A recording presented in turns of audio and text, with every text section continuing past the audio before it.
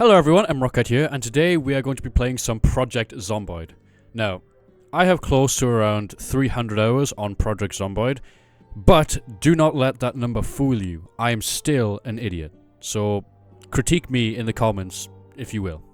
Now, we are going to be playing Build 42. It is recently released.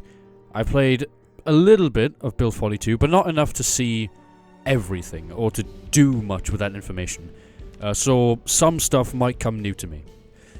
We are going to be spawning in Moldra because it's the town I surprisingly know the most about. Echo Creek is new to Build 42. Riverside is too empty in my opinion. Rosewood is regarded as the best because of the police station and the fire department right next to each other, and there is a chance you can just spawn in the police station. And West Point, from my experience, is pretty overcrowded. Now I understand West Point is the closest town to Louisville, so spawning there and then going up to Louisville is a pretty good option. I know some people do that, but personally I don't really like spawning in West Point.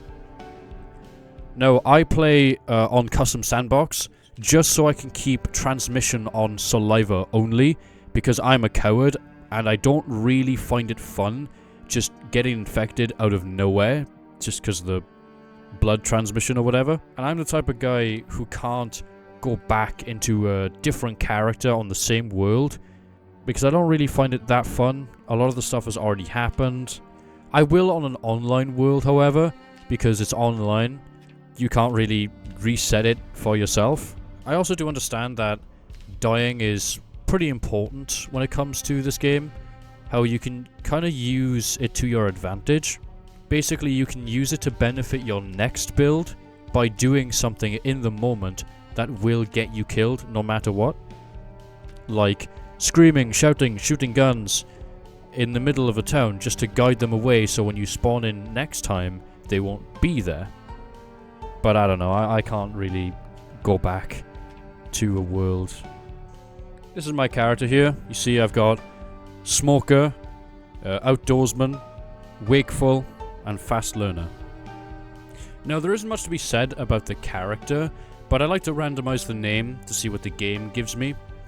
Got, you know, the fresh, slick back hair.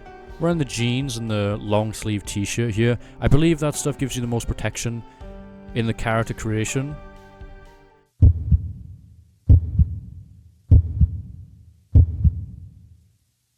Alright, the first notable thing is to turn on the TV and tune into Life and Living for extra skill points throughout the first week.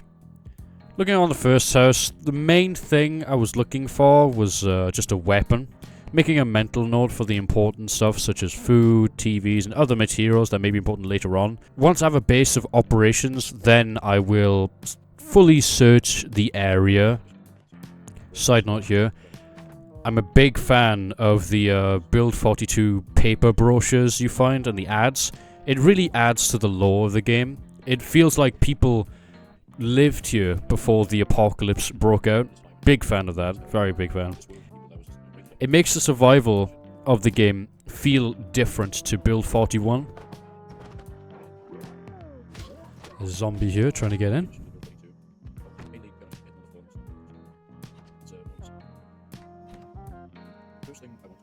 There's a car outside the spawn house.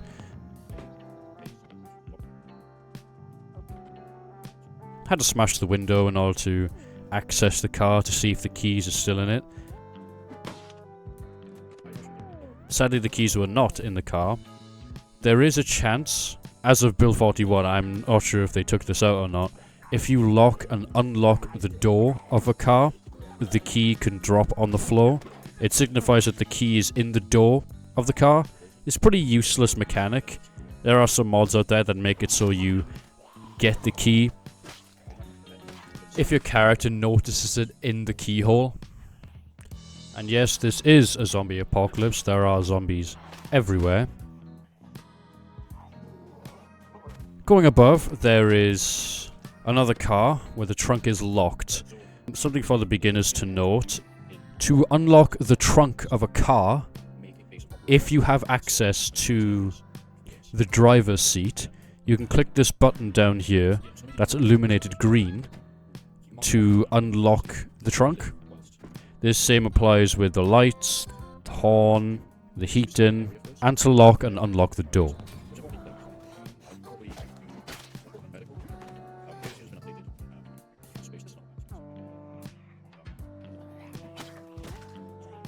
Here I try to guide the zomboids away by screaming in a direction, which calls the zomboids on my location.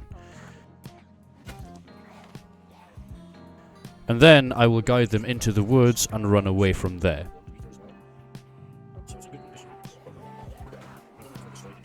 This technique I call funneling. It funnels the zomboids into more bite-sized manageable chunks so they do not overwhelm me. If the number of zomboids increase to an undesirable amount, I will simply run away, rest, and fight another time. My main objective in this current juncture is just to survive, so running away is typically the best option.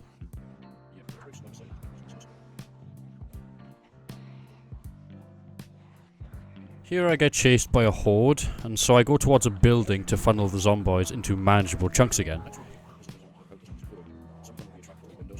That is the main way to go around fighting hordes of zomboids. Your character can only take around 1 or 3 zomboids at once. Your goal is to get the zomboids on the floor via pushing them with spacebar, standing on their bodies so they don't get up. Once the majority are on the ground, then you can kill them. Quite a few of them were chasing me, so I retreated into the woods to lose them, to recover as I was starting to get exerted. No, my plan is to get to Courtman Medical. Courtman Medical has changed since build 41, and I want to use that building as my base of operations. I'm resting here, and a couple of them followed me into the woods. After the slaughter, I take a break and gun it for Courtman Medical. Now, the first thing you want to do when searching a unknown building is to make sure there aren't any threats that could jump out on you. This is why I have a habit of getting into the combat stance before I open any doors. It's just something I picked up from playing the game for quite some time. And I can't count how many times I've died because a zomboid has just jumped out and bit me because I wasn't careful when looting an area. After I make sure that the building is clear of all threats, I mark the base on my map. Now, marking stuff on your map is a proven survival strategy, as it lets you hold a lot of information in one area. I usually use it to mark where my base is, and to mark any areas that I have looted, or any areas that are just important, like this area on the map has a vehicle, or this area on the map has gasoline.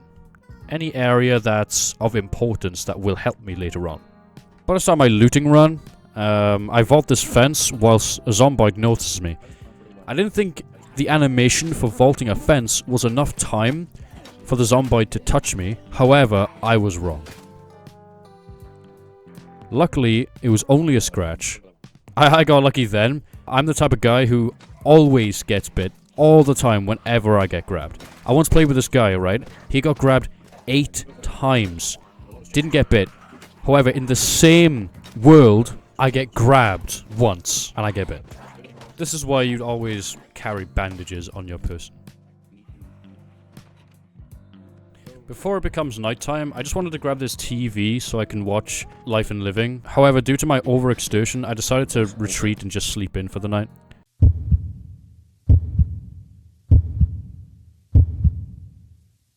It's 3 AM the next day. I don't usually go out nighttime because 90% of my deaths usually happen in the night. However, I did want to take a risk just to grab this TV. I took a risk here only because it is quite illuminated and I can see, but I usually wouldn't go out at nighttime. Slaughtering a couple as I go in. Now, when I first started playing Project Zomboid, I didn't realize that you could pick up heavy items like a TV, for example, and just move it. So for any new people who didn't know that, you have to click this button at the top left, select the pickup option, and grab whatever it is you're grabbing. Luckily I made it in time for my 6 AM show, whilst also reading some skill books. Just a little hack. Now, if you're wondering why I selected Courtman Medical as my base of operations, I'll simply list off some benefits that it has over other buildings. Firstly, an antique oven. An antique oven generates a lot of heat, and it's crucial for those winter months. It can also act as an oven, so it can cook stuff without requiring power, instead requires flammable items such as paper and wood. Space. Courtman Medical has a lot of space, so I can store a lot of items and vehicles. Fortifications. As of Build 42, Courtman Medical has high walls surrounding the area, except for the front. So in theory, to completely isolate myself, I will need to deconstruct the fences out front, install high walls and a double door for my vehicles. Location. Courtman Medical is close to the major parts of the town. Stuff that will be very helpful, such as food stalls, a lake for water, schools for skill books, a gas station for gas, etc. Here I'm spending the lot of the second day just looting the nearby area when I came across this blue car, which seemed to be in moderately good condition. This house here was a barricaded house, which implies that it has good loot because of the barricaded windows. Luckily, I have a crowbar. Further looting the area, this White House had a lot of locked windows, which makes me suspicious because this makes it a high possibility for the house to be tripped, i.e. the house alarm will go off. However, I'm a risky guy, and I took a risk. Yeah, fuck. In this moment, I decided to swiftly move away from this house and hunker down in somewhere nearby, because this alarm will attract many zombies to this area, and I'm not in a state to take on that many right now. I retreated to this house opposite and decided to spend the night here.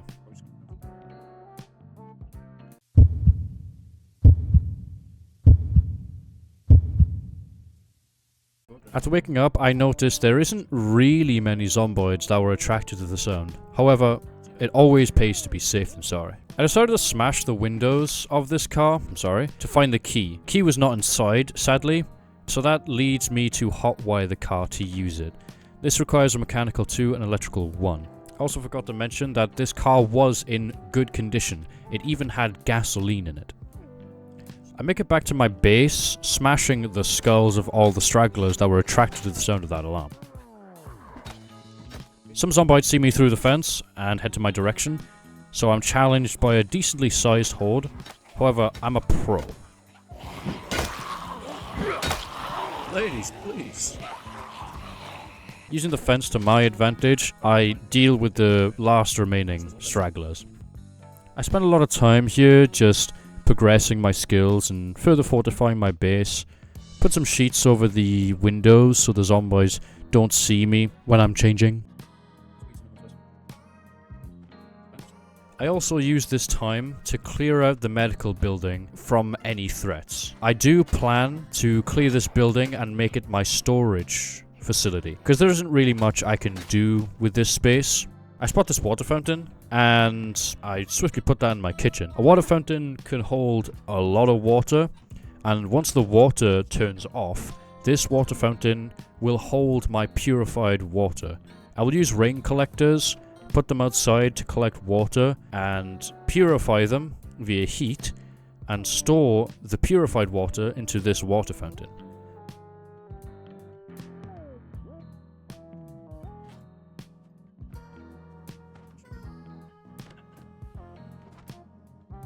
Here I'm also going back to that alarmed building to see what was inside, if it really was worth the alarm going off. Not much important stuff was found inside the building, however, this building did contain a new feature that came with Build 42, a basement. Surprisingly though, this basement was kind of boring. I have had many other cool basements, but this one just had tools in a box.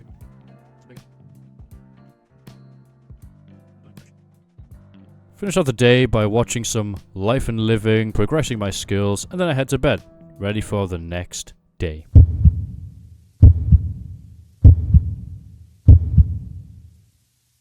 Thank you all for watching this video. I'm pretty new to this form of content, so I would appreciate any feedback you have.